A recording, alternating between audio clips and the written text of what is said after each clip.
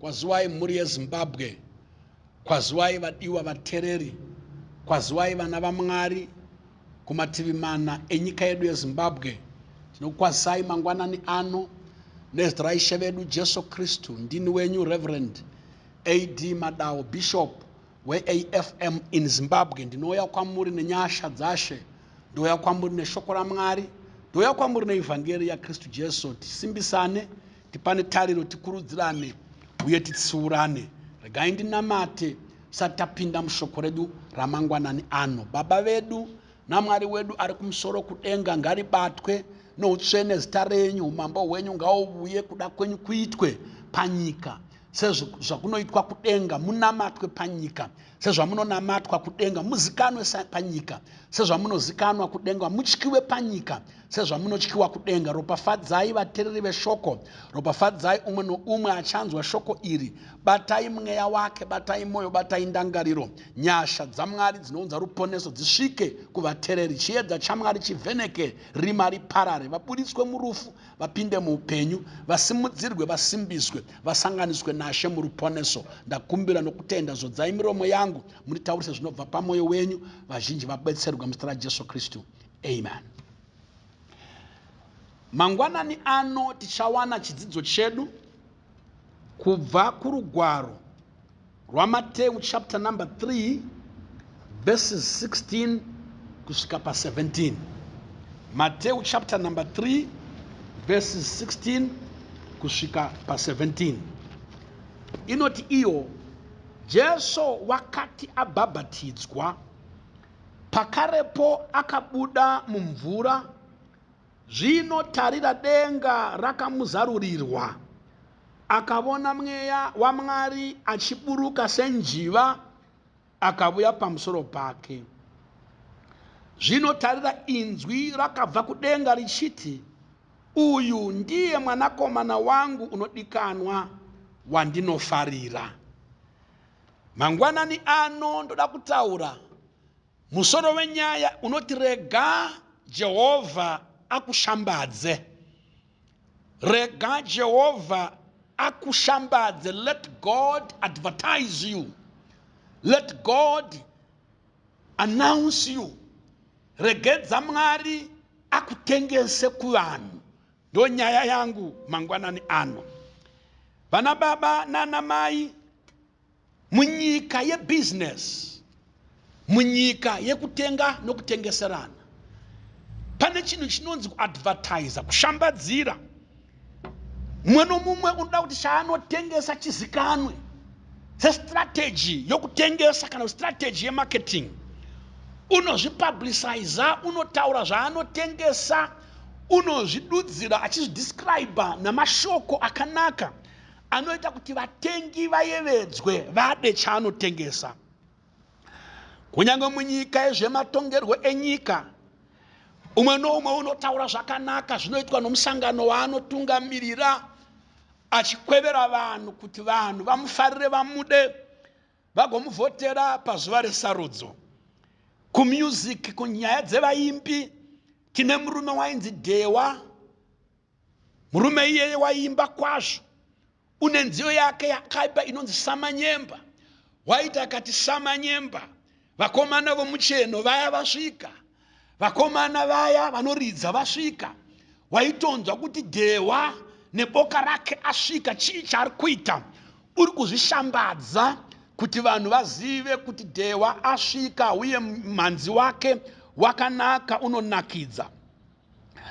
Vana baba namai, ndiri kutaura pamusoro penyaya inoti regedza Jehovha akushambadze. Regedza Jehovha ave ndiye anokutengesa kuvanhu. Anotaura kutengesa kuya kwaiitika panguva dzehondo. Ndiri kutaura kutengeswa as God advertising you, achikuzivisa kuvanhu. Regedza Mwari akutengese, regedza Mwari akushambadze, kwete kuti iwe uzvishambadze. Regedza Mwari akuzivise kuvanhu, kwete kuti iwe uzvizivise. Regedza Mwari akusume kuvanhu, regedza Mwari akusume, kwete kuzvisuma iwewe. Vanhu vanogona kukushambadza, vanhu vanogona kusuma, vanhu ivavo vakusuma nhasi nevakushambadza nhasi, mangwana vanogona kutuka, mangwana vanogona kushora, mangwana vanogona kupandukira. Vanhu vatinorarama navo munyika mukurarama kwedu vanogona kuzviridzira ngoma dzavo, woiridza ngoma woitamba iye, woridza wobva adzana iye. Ngoma yemunhu inorira ichingoti kwangu kwangu kwangu kwangu kwangu kwangu, hakuna ngoma inorira komumwe. Vamwe vanoseta maexams, vanoisa bvunzo vozvimakira voga. Nyaya ndiri kutaura mangwanani ano ndeyekuti regedza Jehovha akushambadze. Let God announce you. Let God introduce you to the world. Let God introduce you pane zvauri kuita. Let God speak on your behalf. Regedza Mwari ave ndiye unotaura nezvako. Pano taverengesa nyaya yaJesu Kristu mwanakomana waMwari apedza kubhabhatidzwa. Munyori webhuku iri anova Mateo unoti Jesu paakanga abhabhatidzwa wakati achibuda mumvura, chekutanga denga rakazaruka pamusoro pake, denga rakamuzarukira. Unoziva denga rine tsika yekuzarukira vamwe, rorega kuzarukira vamwe. Denga razarukira Jesu. Vanhu vakanga varipo vakawanda vakabhabhatidzwa. Johani akanga aripo mubhabhatidzi, asi denga rakazarukira Jesu. Pane nyaya mangwanani ano, mweya waJehovha ukaburuka pamusoro paJesu senjiva, inzwi rikabva kudenga, Mwari achitaura pachake achiti, uyu ndiye mwanakomana wangu wandinofarira, uyu ndiye mwanakomana wangu wandinofarira. Zvinoshamisa vana baba nana mai, vanzveri vamagwaro, pana chapter 17 yaMateo, Jesu ari pagomo achinamata navadzidzi vake, rinonzi the Mount of Transfiguration. Paya paakashanduka, Mwari paakataura masoko aya, une rimwe vara raakawedzera, unoti uyu mwanakomana wangu wandinofarira, munzwei. Asi apa haana kutaura kuti munzwei, unoti uyu mwanakomana wangu wandinofarira. Chatiri kuona panapa chii? Mwari uri kushambadzira Jesu, Mwari uri kuannounsa Jesu, Mwari uri kusuma Jesu kunyika, uri kuzivisa Jesu kuvanhu. God is advertising Jesus to the world. Vana baba nana mai, vakomana nevasikana, Jesu ndiye mcherechedzo wedu, Jesu ndiye model yedu, Jesu ndiye example yedu yokurarama kwedu. VaHebheru chapter number 12 inoti ndiye muvambi nomukwanisi wokutenda kwedu, tinotarira kwaari. Pane zvose Jesu ndiyo template yedu yatinoshandisa pakutenda kwedu namararamiro edu. Magwaro anotitaurira panapa kuti Jesu haana kuzvishambadza iye, Jesu haana kuzvipara haana kuzvisuma iye, Jesu asiri iye akazviannounsa, Jesu asiri iye akazviadvertisa, asi unoadvertiswa naMwari pachake. Vana baba nana mai, pane mutsauko pakati pekuzvishambadza iwe nekushambadzwa naMwari. Pane mutsauko pakati pekushambadzwa navanhu nepakushambadzwa naMwari. Zviri nani kushambadzwa naMwari pane kushambadzwa navanhu, zviri nani kushambadzwa naMwari pane kuzvishambadza. Mwari ndiMwari wezvokwadi, zvaanotaura pamusoro pako ichokwadi, zvaanoreva pamusoro pako ichokwadi. Kana Jehovha ataura pamusoro pako, hakuna unozvishandura zvarehwa naMwari. Kana Jehovha akusimudza, hakuna unokudzikisa. Kana Jehovha akusvitsa paplatform, hakuna unokutorera. Kana Jehovha akumisa paground, hapana unorwisana newe anobudirira. Let God announce you, let God advertise you, let God introduce you to the world. Zvinhu zvitatu zvatinoona, chekutanga idenga rakazuruka. Pane chinhu chinonzi kuzuruka kwedenga, kuvhurika kwedenga, open heavens. Simba raJesu raibva kudenga, sapoti yaJesu yaibva kudenga, waitsigirwa nedenga.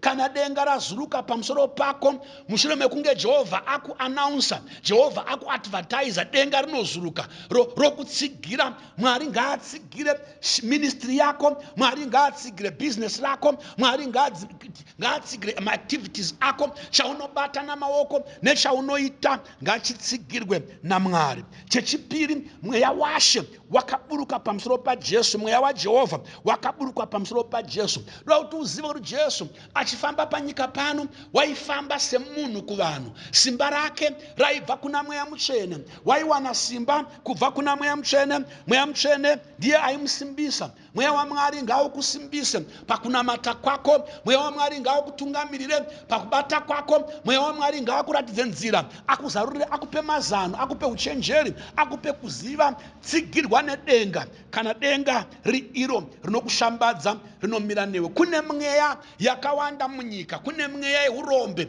kana yakubata unoparara. Kune mweya yekuparara pachayo, kune mweya inotumwa navavengi, kune mweya inotumwa navarohi. Kasi mweya iyoyo haina chaunokuita kana Mweya Mutsvene ari pamusoro pako. Hapana zvainokuita kana Mweya Mutsvene achigara mumba mako. Hapana zvainoita mweya yose. Mweya yose iri panyika pano inotya Mweya Mutsvene. Mweya yose iri panyika pano inogwadama pamberi paMweya Mutsvene. Mweya yavauki, mweya yavaroyi, mweya yavakafa, mweya yegodo, mweya yavanokushuvira zvakaipa ishande kana Mweya Mutsvene akakukomberedza, kana Mweya Mutsvene achikurwira. Jesu wakanga achitsigirwa noMweya Mutsvene waMwari. Simba rake raibva kuna Mweya Mutsvene. Ukaverenga Luke chapter 4 verse 14 inoti wakadzika ari musimba raMweya Mutsvene. Verse 17 unoti mweya washe uri pamusoro pangu nekuti Mwari wakandizodza. Kana uchifamba nezodzo yoMweya Mutsvene hauwiri pasi. Project yako, business rako, ministry yako, basa rako, ushumiri wako, zvaunobata, nyika yedu haidone kana ichitsigirwa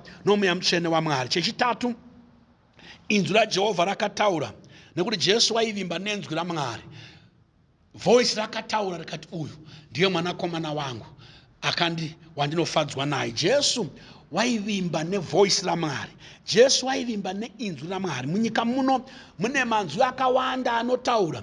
Kune mavoice mazhinji anotaura. Kune mavoice evavengi, mahaters. Kune mavoice ema-enemies. Kune mavoice evanegodo. Vanotaura zvavanoda pamusoro pebusiness rako, zvavanoda pamusoro pekubata kwako, zvavanoda pamusoro pechechi yako. Let them speak. Rega vataure. Voice rinokosha kwauri ivoice raMwari. Zvataurwa navanhu hazvina maturo, zvataurwa nevavengi hazvishandure, zvakarehwa naMwari. Iwe mira nenzwi raMwari. Matthew chapter 4 verse number 4 inoti munhu haararami nechingwa bedzi, asi unorarama namashoko akabuda mumuromo waMwari. Nyika nedenga zvichapfuura. Mark 13 inodaro verse 31 asi shoko raJehovha rinogara nekusingaperi. Iwe mira pashoko rataurwa naMwari. Riri nani voice raMwari kudarika mavoice avanhu. Dzimwe nguva unotadza kufamba nekuda kwamavoice avanhu. Dzimwe nguva unotadza kusimuka nekuda kwamavoice avanhu. Voice raJehovha kana rataura hapana unorichinja. Zvataurwa naMwari hazvishandurwi nemunhu.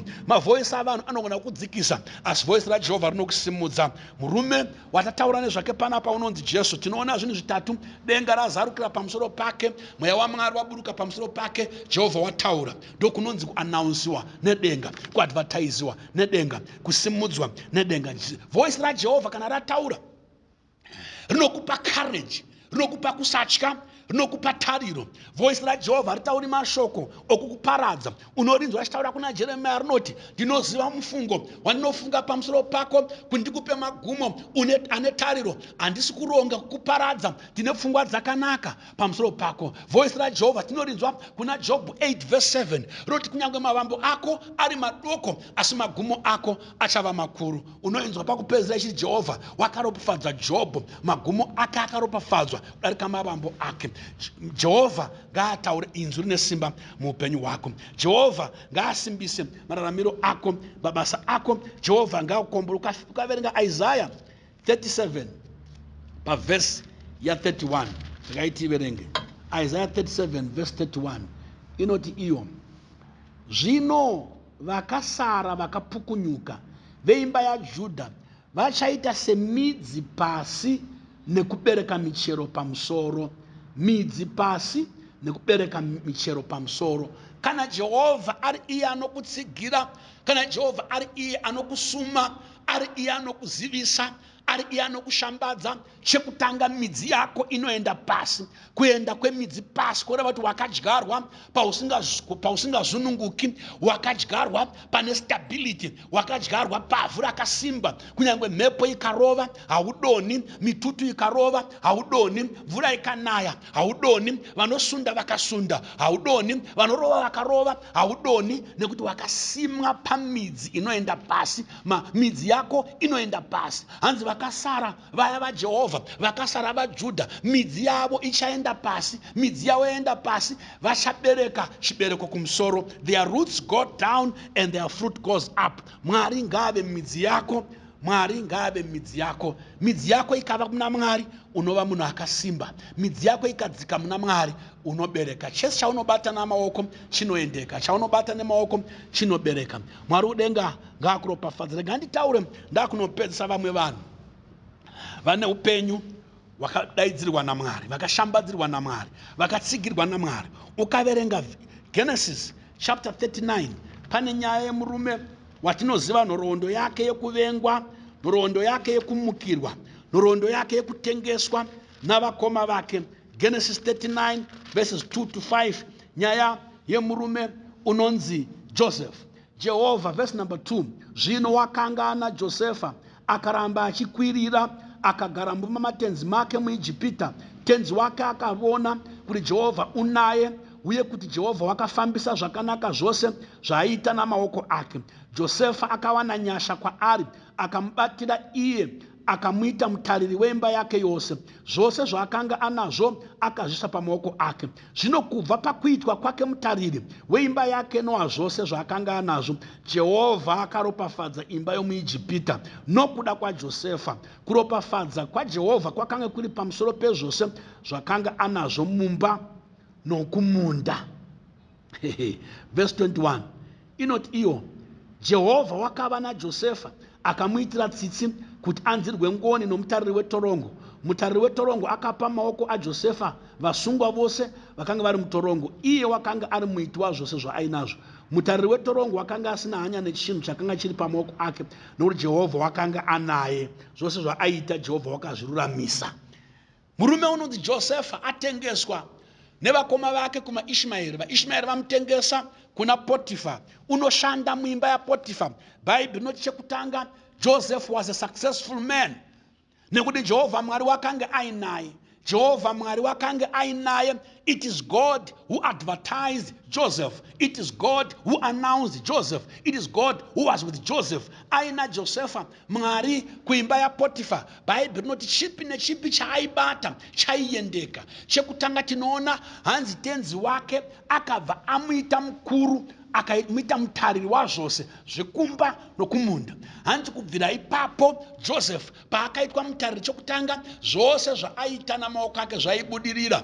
Ende uye Mwari wakanga ainaye. Mambo wake, tenzi wake, akazviona kuti munhu uyu una Mwari. Kana Jehovha achikushambadzira, Jehovha achikuadvertisa, Jehovha achikuintroduce nekuannounce, vavengi vako vachazviona kuti Mwari unewe. Vakambokutengesa vachazviona kuti Mwari unewe. Chipi nechipi chaunobata chinoendeka. Mabasa amaoko ako ngaaendeke, vana vako upenyu hwavo ngauendeke, zvikoro zvavo zviendeke, marelationships avo apedzisire iri michato nedzimba dzakasimba. Munda wako ngauendeke, business rako ngariendeke, hurumende yeZimbabwe ngaiendeke nekuda kwaMwari. Kunyangwe nyika dzose dzikatipandukira, kunyangwe nyika dzavanhu dzikatipandukira, kana Mwari akamira nesu, kunyangwe madhimoni akatimukira, kunyangwe vavengi vakarwa nesu, Jehovha akamira nesu, tinobudirira, tinoendeka, tinokunda. Let God announce us. Let God advertise us. Let God stand with us.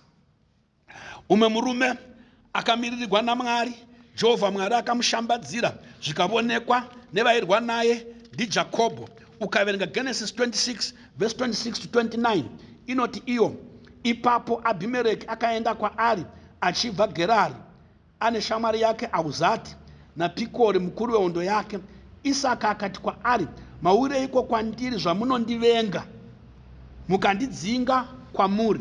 Ivo vakati, takavona kwazvo kuti Jehovha unewe. takaona kwazvo kuti Jehovha unewe. Tikati zvino mhiko ngaive pakati pedu newe, tiite sungano newe kuti urege kutiitira zvakaipa zvatisina kukubata, zvatisina kubatira iwe uye tisina kuitira zvakaipa, tikakuendesa norugare. Zvino iwe ndiwe hako wakaropafadzwa naJehovha. Varume ava vakamborwa naye, varume ava vakambomutorera matsime, varume ava vakamudzinga kunyika yavo. Pavakauya kwaari, unoti mauyirei kwandiri imi muri chindivenga?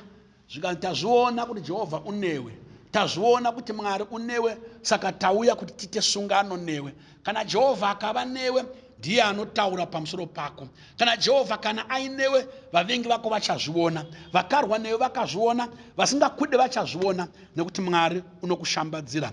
Murume wokupedzisira wachataura nezvake ndiJobhu. Shoko raMwari rinotiudza pamusoro pemurume wakararama pamazuva akatangira mazuva ana Abrahamu, unonzi Jobhu. Tinoimba kwazvo nezvake, tinomuparidza kunhamo Jobhu weUzi. Job chapter number 1 verse number 8 inoti, iyo Jehovha akati kuna Satani, wacherekedza muranda wangu Jobhu here? Nekuti hakuna munhu wakafanana naye panyika, munhu wakakwana, wakarurama, unotya Mwari, achinzvenga zvakaipa. Mwari uri kushambadzira Jobhu, Mwari uri kuanaunsa Jobhu kuna Satani, Mwari unodada naJobhu kuna Satani. Kana Mwari akukushambadzira, haanyari uye haatye kukushambadzira kunyange pamberi pavavengi vake. Unoti, wamuona here Jobhu? Wamucherechedza here Jobhu muranda wangu? Murume akarurama, murume akakwana, murume anonzvenga zvakaipa, achiita zvakanaka uye anotya Mwari. Mangwanani ano munamato wangu unoti, Jehovha ngaakushambadzire, Jehovha ngaakushambadzire. Usazvishambadzira iwe, vimba naMwari, ugoona Mwari achikushambadzira. Rega kuvimba navanhu. Kana Mwari akakushambadzira, miromo yavavengi inovharwa. Jehovha akakushambadzira, vavengi, mahaters, haabudiriri. Jehovha akakushambadzira, kunyange noise yavanhu ikataura sei, zvavanonga vachitaura ndezvekunyepa, Mwari haatereri uye nyika haizvitereri. Mwari akakushambadzira, hakuna dhimoni rinokumisa kubudira kwako, hakuna unokumisa zvaunobata. Kana Jehovha akakushambadzira, hakuna muroyi unokuroya achikutadzisa kufamba, hakuna unorwa newe anorwa newe achibudirira. Mwari wokudenga ngaakushambadzire pamberi penyika, ngaakushambadzire kuhama dzako dzakakuvenga, hama dzako dzakakutengesa, hama dzako dzakakumukira. Ngaakushambadzire kune vaya vakakura vachikuseka, vachikutarisira pasi.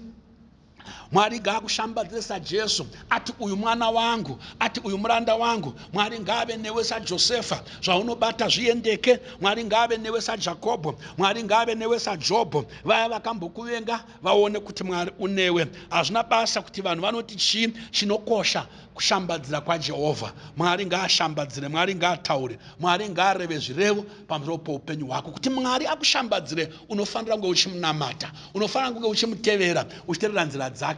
Kana usati watendeuka, tendeuka ugamuchire Jesu ave mambo wako nomuponesi wako. Tendeuka utende kuna Mwari, zvivi zvako zviregerwe. Tendeuka uve neukama naMwari, utevere Jesu, uite zvakanaka. Jehovha Mwari akutsigire, Jehovha Mwari ave newe, Jehovha Mwari akushambadzire, akuanaunse, ataure zvakanaka, aanaunse upenyu hwako, business rako, ministry yako, maplans ako, kuronga kwako ngazvishambadzirwe naJehovha. Nyika igoona kubwinya kwaMwari pauri, igoona kugona kwaMwari nesimba raMwari kwauri. Mwari ngaashambadzire vana vako, nyika ivaone, ivazive, ivaremekedze. Mwari ngaashambadzire chaunobata namaoko, nyika ichione, ichitye, ichitevedzere. Ndakumbira kuna Mwari akuitire zvakanaka muzita raJesu.